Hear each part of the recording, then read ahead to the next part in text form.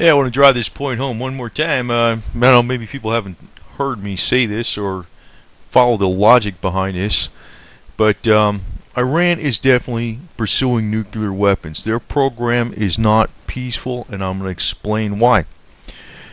First off, Iran is sitting on a 100-year supply of natural gas. They have the second largest natural gas reserves in the world. Russia has the largest, but actually in a much smaller area. Iran's natural gas reserves are much more concentrated. They have a 50-year supply of oil. They are getting a very, very tiny, minimalistic percentage of their electricity from nuclear power. Now, figure the cost. Frozen bank accounts, sanctions, currencies being devalued, their currency being devalued almost 50% since 2008. The cost of their military, the cost of putting the facilities underground. Do you think they are just attempting to get some minor amount of electricity? That is akin to saying, if you're living in a house, say for instance, and you have this diesel generator, and you have 500,000 gallons of diesel fuel available, and you want to get electricity from a little nuclear thing, but you have to bury it in the ground, a mile down, and it's costing you all this kind of money, and they're freezing your accounts. And why would you do that? It makes no economic sense. Quite obvious what they are doing, and I'm going to point out some other angle on this. A lot of people do not know about the thorium reactors. Now, actually, these things have been around for a long time.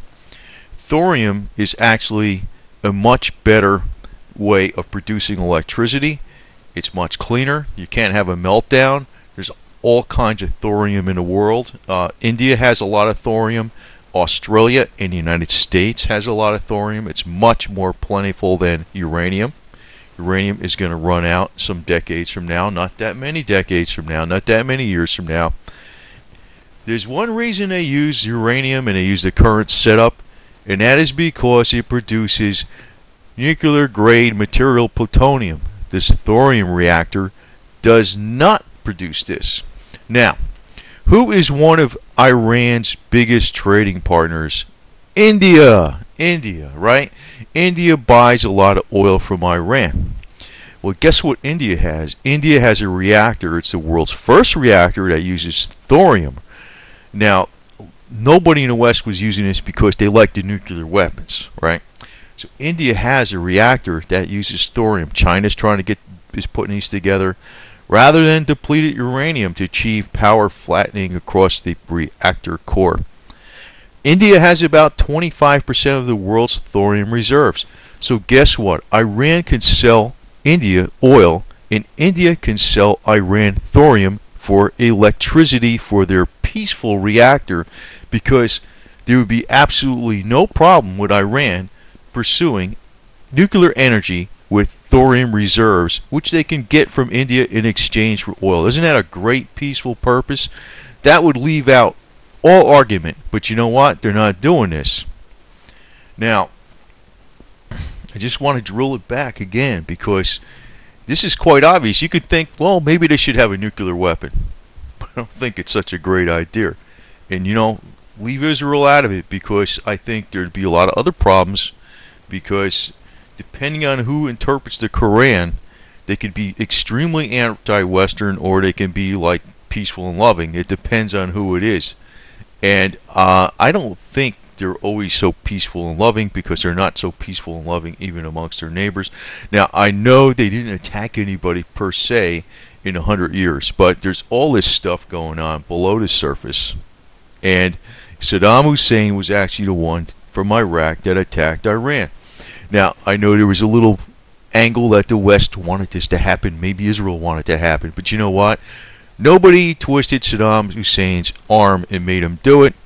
And there's actually, there is an ideological rivalry between Iraq and Iran, and it goes back to the split in Islam from many centuries ago. It's still going on. So if Iran gets a nuclear weapon, Saudi wants a nuclear weapon, and then you got a problem that not only the Straits of Hormuz can be closed, but you can have a lot of destruction of all the oil facilities, and that would not be good for the global economy in any respect at some time in the future.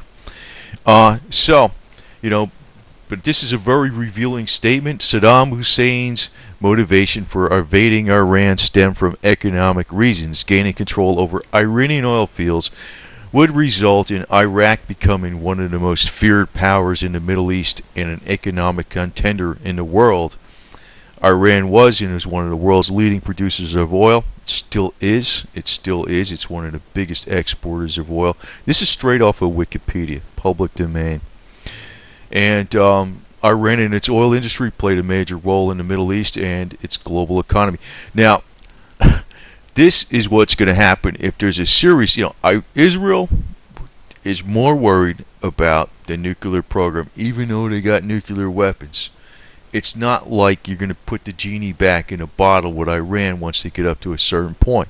In other words, you could say, well, maybe it's not a big deal right now, but it will be a big deal in the future. So I could see the reason why they're worried about it. They're thinking ahead. They're not paranoid. They're thinking ahead.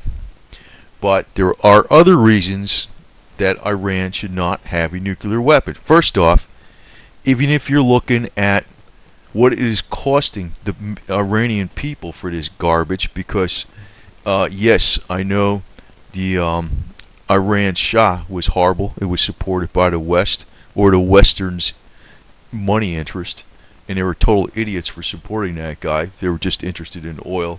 They could have had their cut out of oil and not did bad things to the population, but they did. And of course now there's a big backlash against the West, big time, for justifiable reasons. But Iran, if the leadership in Iran was smarter, they would back off. And the quick easy exit is this thorium reactor. They got the perfect trading partner, India. Now if they played this card, but they're not going to, because they got nuclear reactors because they're pursuing nuclear weapons. It's not electricity. They are sitting on so much natural gas and crude oil, it's ridiculous. They'll be the last nation on this earth to run out of energy. They would be. But, Israel does not want a ground war. They're not looking to get into this. I don't know what the heck is actually going to happen. But, it's interesting with Iraq, that they had a lot of problems with the terrain in Iran, and Iran was very determined to devote it to the defense of their homeland. And I guess the only way to undermine that is to public knowledge, but I don't think the public knowledge is going to take hold. But their leadership is putting the Iranians on a collision course that is not good for their nation either, just because they are pursuing nuclear weapons. They are. There's no doubt about it. Nobody wants to hear that, because the sentiment, the popular sentiment, is starting to turn strongly against Israel because of some things they did. But you're probably jumping from, I don't know, you're probably going to have far more extremism in Iran than you would imagine, and it's almost like the American sentiment is turning towards Soviet leadership and FSB led Putin regime, or whatever the heck it is. And people are not really thinking very clearly. But it is a very good point that Iran can totally show that, and it could be cheaper, safer, no BS.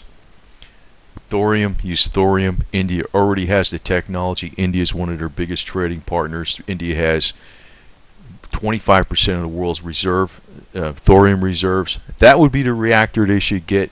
Problem solved. The problem is they really are pursuing nuclear weapons.